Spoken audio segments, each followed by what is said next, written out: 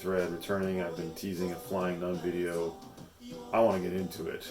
Flying Nun Records, all-time favorite label and scene for me. New Zealand music, all-time favorite as well. Got into this music sort of in the early 2000s, I guess. I don't really have any connection to New Zealand, just love what's going on there, love the music. I just finished a radio show. I've done a few different shows dedicated to the label and New Zealand music, so you can find that. I'll link to that below. It's one of the latest episode. I just finished it this week. That is available to check out. So this label spotlight is gonna focus on Flying Nun. I mean, that is the dominant label of the time. There were some other smaller ones as well, but we're gonna talk about Flying Nun. I'm gonna show you sort of like, I think it's about 8 sort of like essential classic records that for me in Flying Nun, and then maybe about another 8 sort of more obscure. I have a fair amount of original pressings, a bunch of reissues. I'm sort of like half and half. Obviously they don't really turn up here in the States, so there's that issue. Every now and then when I'm feeling a little saucy and I have some money to burn, there's usually, a few different sellers you can order from in New Zealand who will have a ton of different stuff, so I'll usually try to do a bulk order. And that's fun. Who doesn't love that? So yeah, when I'm feeling extra special. Anyway, I do have a few new, over the pandemic, over the last year, I have acquired a few from there. So I'm going to try to do some justice to the Flying Nun label. Hope you enjoy it. Check out my show. I'm going to also insert a bunch of different things in this video, so check that out. And shout out to James Buttery, who's done some great features for the Flying Nun label himself as a New Zealander. So I will not be able to probably compete too well with him, but he's got a great channel too in general. I'll link to his channel below too. But Flying Nun, I mean, we're listening to something from the Dunedin Double. This is sort of a primer, very much a documented, essential sort of record of some early bands of the time. It's the Chills, the Verlaines, the Stones, and Sneaky Feelings, right? This is the second press. Yep, Sneaky Feelings, the Stones. We're listening to the Verlaine side. This is the second press. I actually bought this from a seller. It was supposed to be the first press, but it wasn't, so we made a little deal. But anyway, this is a 4-way split. Chills, Verlaine, Sneaky Feelings, and the Stones. Each band getting a side. And like I said, it's from '82. This is the first reissue. Really highlights the bands, just like 3 or 4 songs each, and it's just sort of a great primer to get into Flying Nun and some of these bands. What I love about Flying Nun, other than the music itself, is their penchant for EPs. Most of the early records, 80 to 85, are all EPs, all 45 RPM too, for maximum fidelity. And that's something that sort of, I was saying in the radio show, influenced me. My first record will be coming out hopefully by the end of the year, and it's going to be a 12-inch 45 RPM EP, so it's a shout out to Flying Nun. But this is the Dunedin Double. There's a reissue of this from Captured Tracks, who's teamed up with Flying Nun over the last almost about 10 years now. They've been reissuing select records, so that's the Dunedin Double. Roger had decided that releasing a record was a good idea. He saw, I think, most of the bands that were on the Dunedin Double, and we came up to Christchurch and supported the Clean. And we travelled up with Sneaky Feelings, I think a week or 2 later, and did it at Rex Visible's flat on Barbados Street. Chris Knox with his 4-track and Doug Hood operating it. We didn't have the faintest idea what we were doing. These 2 records are essential starting points, and were the starting points for me. I remember buying this on eBay in the early days of eBay. This is the Chills Kaleidoscope World. They're singles. This is the UK edition on Creation, actually. The Chills are sort of, in that pop mold. A lot of the Flying Nun stuff is sort of like all got a poppy feel to it, but with, you know, that distinct jangly punkish sound. There's definitely a lot of post-punk, but the Chills, some incredible music. Of course, Pink Frost, I'd say all-time a lot. I would say Pink Frost is an all-time track for me. Martin Phillips, the Chills, Kaleidoscope World. This collects I think 4 singles, 8 songs from 8 members from 8 phases of the Chills, anyway. Things great, but that makes it neat. We'll never die in our kaleidoscope world. Come along, baby, we'll live in my kaleidoscope world. Come along, baby, we'll live in my kaleidoscope world. Come along, baby, we'll live in my kaleidoscope world. Come along, baby, we'll live in my Kaleidoscope World, and then the Clean, the other, maybe, you know, obviously probably the biggest band out of the scene. I had the CD initially, that's what got me into this, and I got this record, I don't know, 10 years ago now.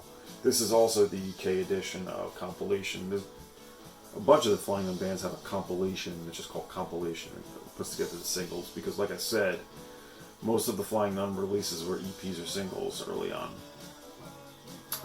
I do have, I should go grab actually. I think I could just have the one. I think I just have the Getting Older 7-inch, the Flying Nun 7-inch as well. But this is the Clean song, Billy 2. Lead this off.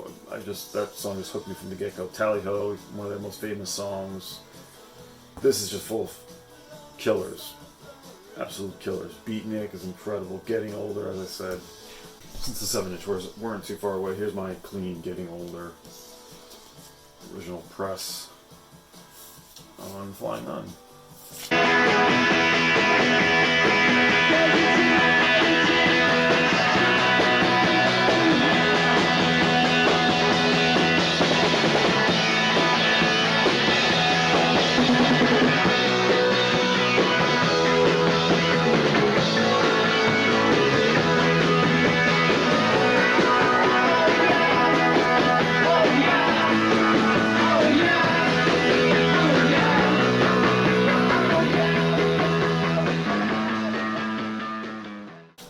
And I want to talk about the Pin Group real quick. These are reissues, Superior Viaduct reissues of the earliest. I believe this one, and this is Ambivalence, I think, is the very first Flying Nun release. Of course, this is the reissue, but incredibly rare records.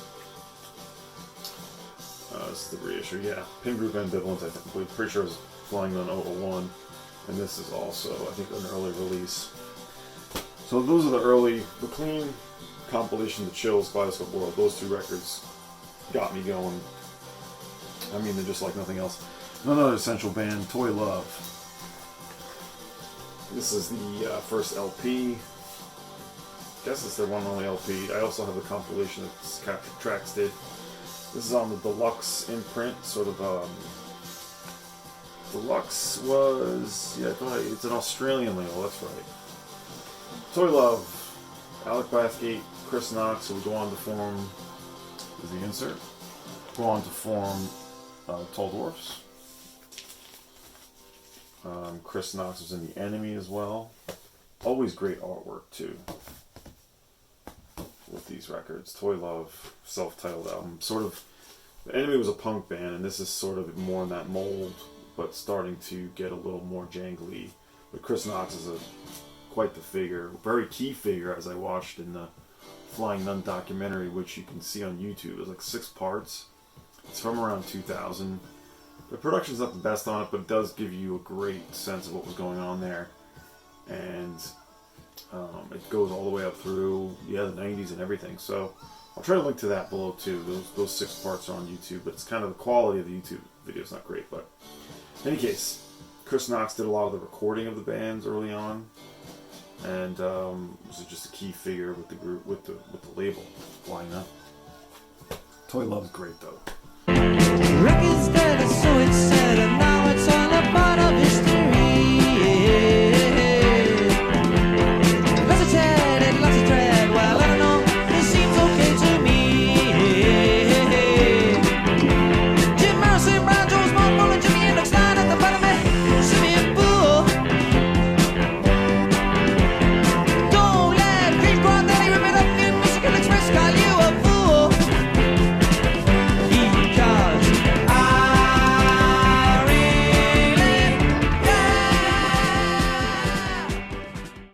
next here? This one comes a little later. This is Peter Jeffries' last great challenge in a dull world. Peter Jeffries in Nocturnal Projections, This Kind of Punishment Wall show, and he appeared in a few different other groups I'm forgetting. He's done his own solo work, and that's what this is. He did a record with Robbie Muir, I think, but before this is the Ajax edition of this record. It's numbered on the back, actually. I got this at a record fair here in Ithaca, believe it or not. Really, really cheap, like $20 on this. I was thrilled. But this is from '91, and it's recorded. This is all kind of lo-fi. He's almost like a Nick Cave on his solo records. The song on Unknown Beach is an all-time track. But I love this whole record. It's very sparse, a little bit noisy, strange. He's got a deep baritone, Peter Jeffries. I love his records, and I have a couple others as well as This Kind of Punishment record as well. I'm a pale intruder on an unknown beach. My back to the water, my feet in the sand. Finding no recognition as each sign of life. I talk about Toy Love. This is their first, Toy Love, The Tall Dwarves, Alec Bathgate, and Chris Knox is the first EP on the Furtive label. Does not have an insert, I don't think. A lot of the Flying Nun, this does come with an insert. A lot of the Flying Nun stuff comes with amazing inserts. The Story of Tall Dwarfs, there you have it. 3 tracks. Tall Dwarfs were more like doing lo-fi, like punk-ish. Wouldn't call it folk at all, but sort of doing, it feels a little bit more like that in the spirit of things. Nothing's Gonna Happen. Great track on that.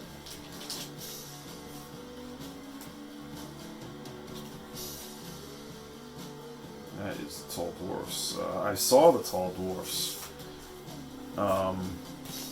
Yeah, as I'm thinking about it, I'm like, wow, yeah, I did see the Tall Dwarfs. They played a bunch from Weevil, another record I have. It was when I saw the Go-Betweens when they came back for that Jet Set record, The Friends of Rachel Worth. I'm pretty sure that was the show at the Bowery Ballroom, New York City. The Tall Dwarfs opened. I didn't know who they were yet. I mean, I was just getting into the Flying Nun stuff. This is around 2000.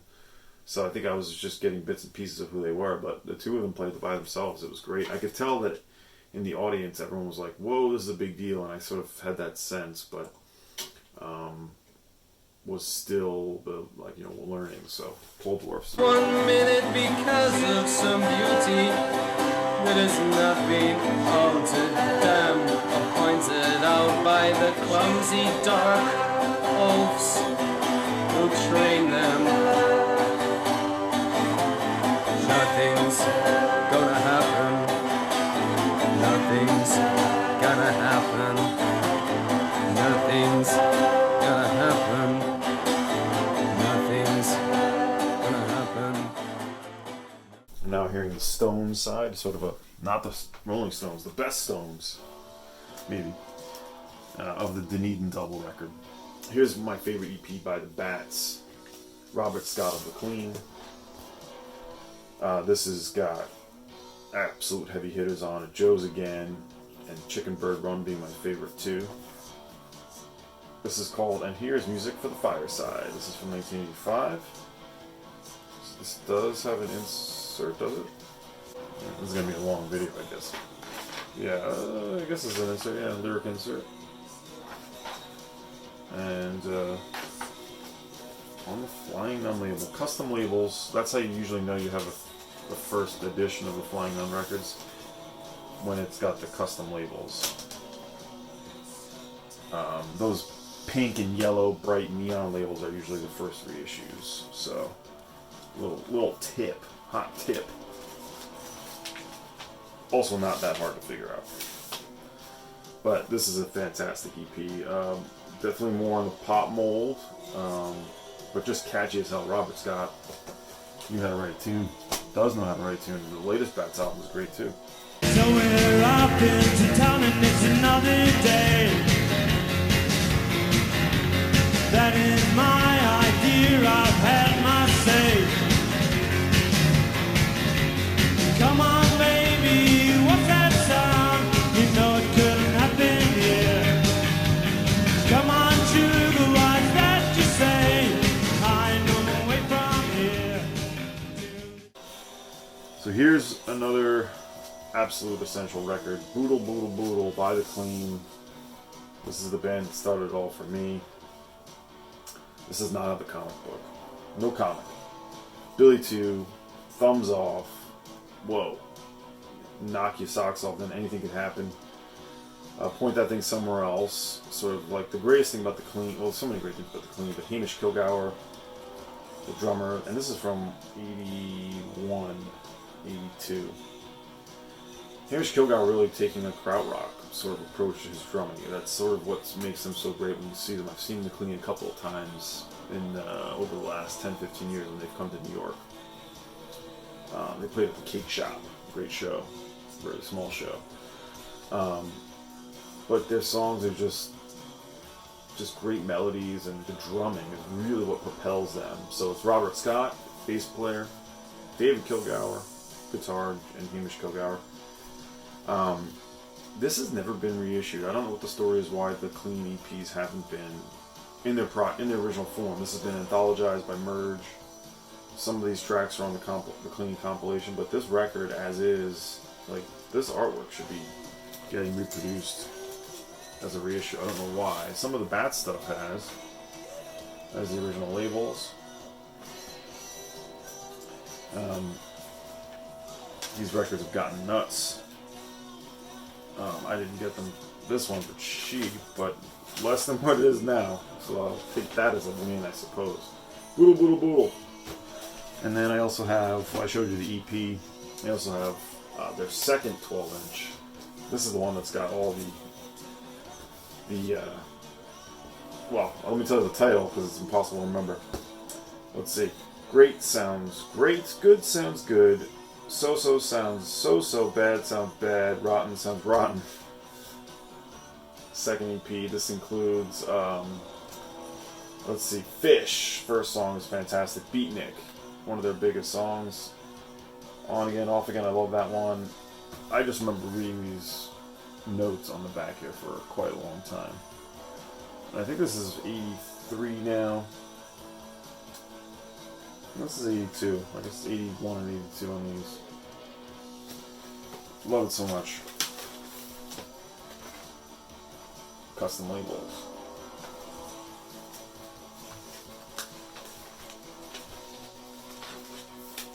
And yeah, just get a good look at the back of this. It's just like they just wrote all that out. That's the cool thing about the artwork. That's why these records are collectible. I think it's the art and the music, of course, but what they were doing, you know, this is really, it's indie rock, it's popish, but it's really in the punk spirit.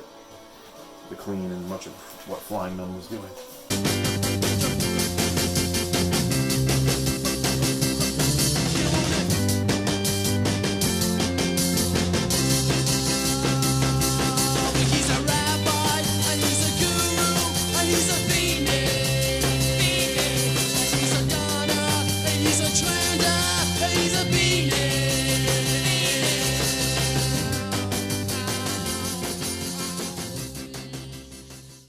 So this is also Clean related and an essential record for me. This is Hamish and David Kilgour with Peter Gutteridge, I think, is also in here. But it's The Great Unwashed. It's sort of what they were doing. This is a reissue, as you may see. Right after the Clean broke up, and initially they started doing this, the brothers Kilgour. I think it is. I thought that they had some help on here from other folks, but in any case, this is an exiled reissue. This is from, I don't know, 2013, 2012. This is great. This is sort of them doing lo-fi, sort of Tall Dwarfs mode. A lot of the indie rock bands, by the way, of the 90s would be super influenced by all these groups. So if you don't know Flying Nun and some of these bands, this is really influential stuff. But this is the Great Unwashed, Clean Out of Our Minds, and they had another 12-inch, I think, as well. Alright, so those are some of my, like, bona fide, top-rate, killer stuff. I'm going to go into some sort of more unknown stuff. This is Scorched Earth Policy. This is a compilation on Silk Breeze from a few years back. This is sort of more post-punk, a little harsher.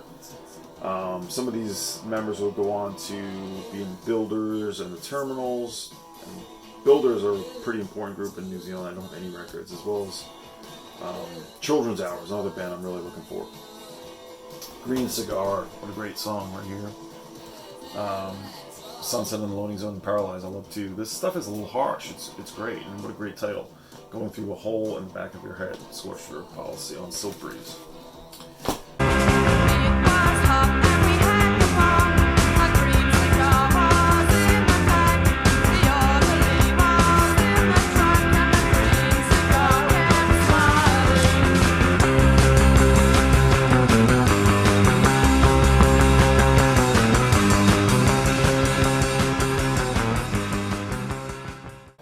I mentioned This Kind of Punishment, and I'll show this EP.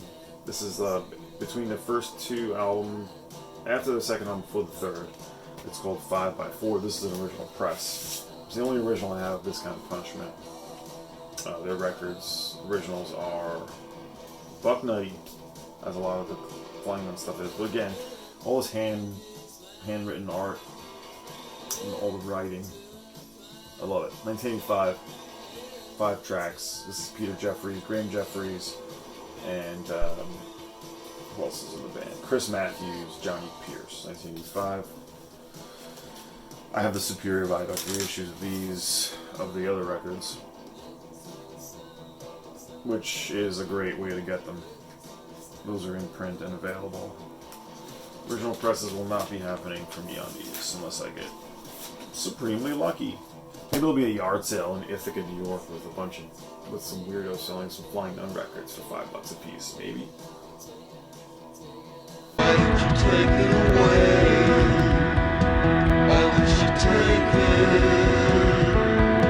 Please will you take it away?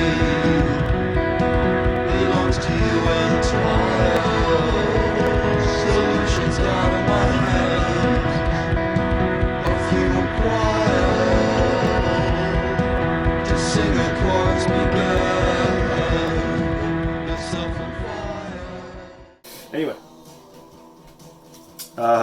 here's another obscurity. I really dig this one, the Alpaca Brothers. They were from Dunedin, 1984, 1986. This is a one-off. I think this does have something in there. I'd like to look and see. Oh yeah, this came with postcards. Alpaca Brother postcards. Well, this band is definitely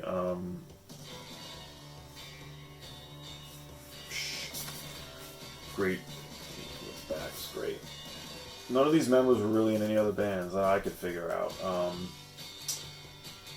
But this is another EP, 45 RPM, and a little more punkish, but still has that Flying Nun sound. Let's see, yeah, custom labels here. I love this design here. Incredible. Believe in the dream. See the sky. Smell the earth. Touch the river. Dream the reality. Hunger the stomach. Plant the seeds. Harvest the crop. Flying Nun. Yeah, I'm really dabbling in most of the 80s stuff. I have a few records from the 90s. I have some 3Ds records. Much of the stuff I have is from the 80s. That's the primary interest for me, but I know I'm missing on certain bands. I know I'm missing on things. I want someone to sort of steer me in the right direction. I know Stunty had mentioned Jean-Paul Sartre Experience. I don't have any of their records. I have a Verlaine's record. Well, let me keep showing records. I do have a Verlaine's record. I like the Verlaine's, but I don't have all the stuff. Some of the bands are good, but not incredible, just like average for me. But then there's other ones that some of my favorite music ever. What do we have here? So this is the Rip with Robbie Muir and Alistair Galbraith. Robbie Muir would do some records with Peter Jeffries, and Alistair Galbraith would make a bunch of his own solo records. This is definitely more hooky than I remembered it. I played, I definitely played this on my radio show that you'll hear. This is from 1984, I think it is. But another Flying Nun EP.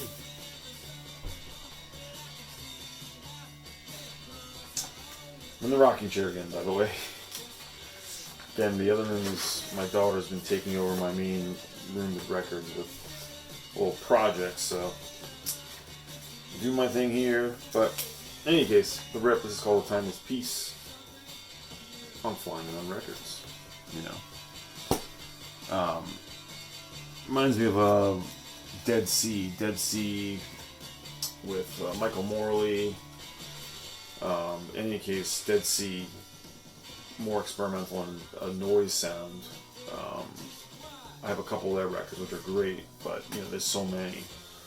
I do have another Michael Morley record that's called Heavenly Something Awaits. I'll put the message in here, but Dead Sea is great and worth checking out. There's a few records that are worth your time for sure and sort of stand out for me.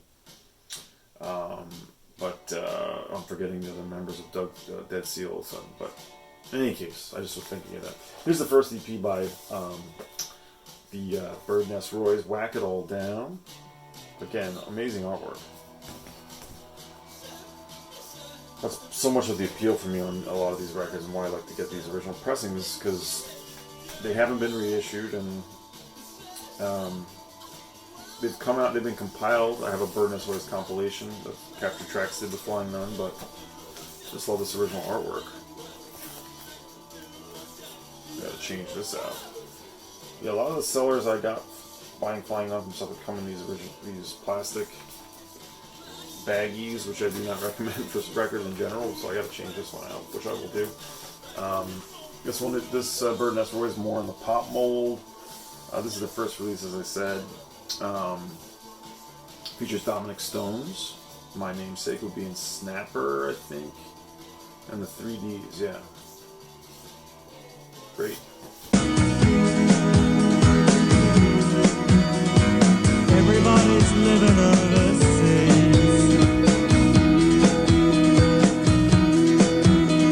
They tell you this is D and this is G. Warm. This I just got recently. James Buttery did show this record in one of his Flying Nun updates, and I was like, ooh, what's this all about? So I found this for a really great price. I was happy.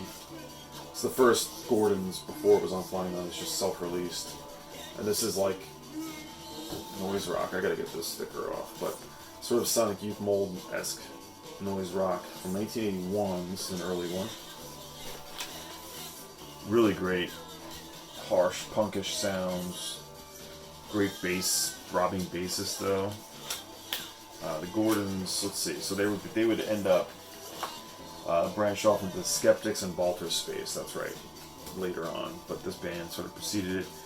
Their other EP is incredibly rare too, and their 7-inch I think is ridiculously expensive. So really glad to have this. There is a reissue that just came out with the 7-inch. They reissued this with the 7-inch. I think it's on the 1972 label.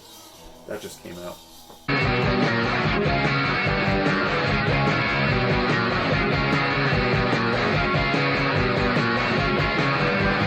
dozen children, over 12. Take your tablets and pray for us. Read the schedule. See the plan. Read the schedule. And use the bathroom.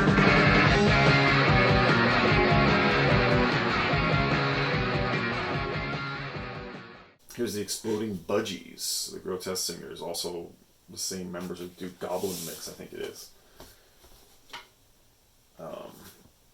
Really wonderful. Really wonderful. You got Thornfield, Kenneth Anger, really great sort of alternate, almost like an alt rock sound. I played that on my show recently. Just love this so much. And I love these labels too. Check it out. Great custom labels. What else do I have here? Two more. Flying Nun Focus. If it's not clear, I really like Flying Nun. I really like Flying.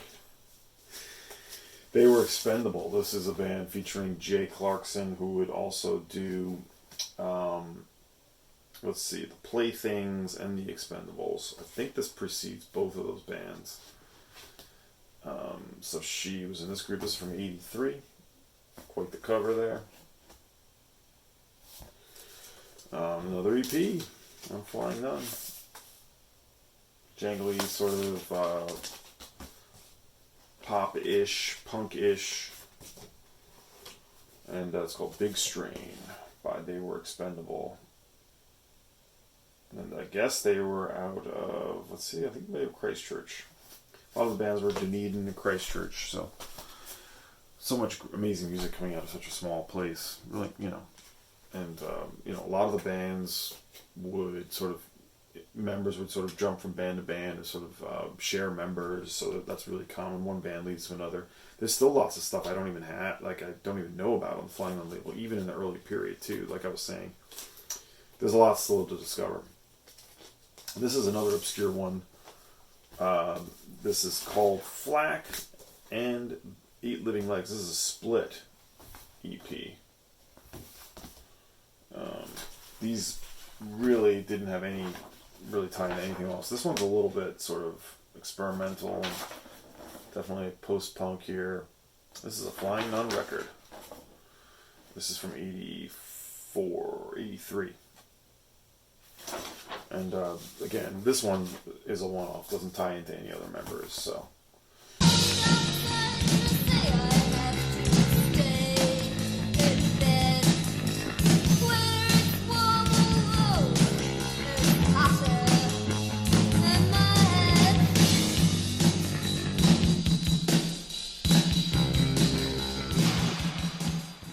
Obscurities here, by the way, worth your time. But that's all I'm showing. You probably saw the flip in the beginning of the video where I went through all of the Flying Nun stuff I have, all the New Zealand music I have, and just to give you an idea of the breadth of what I have. But that's it. That's the Flying Nun focus. I was sort of a little all over the place. I mean, there's so much you can talk about, so many different directions you can go.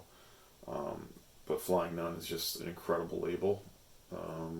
Love it to pieces. I'll be trying to get as much as I can of it. That's about it. Thank you for checking out this video. I'm going to have another one this week later on with a sort of a hodgepodge of topics, and building towards my 300th episode, which will have a whole bunch of other things attached to it. So thank you, VC. Take care, and I'll talk with you in the comments. Do you like Bobolane? Is it gonna rain today? Should we have a photo taken?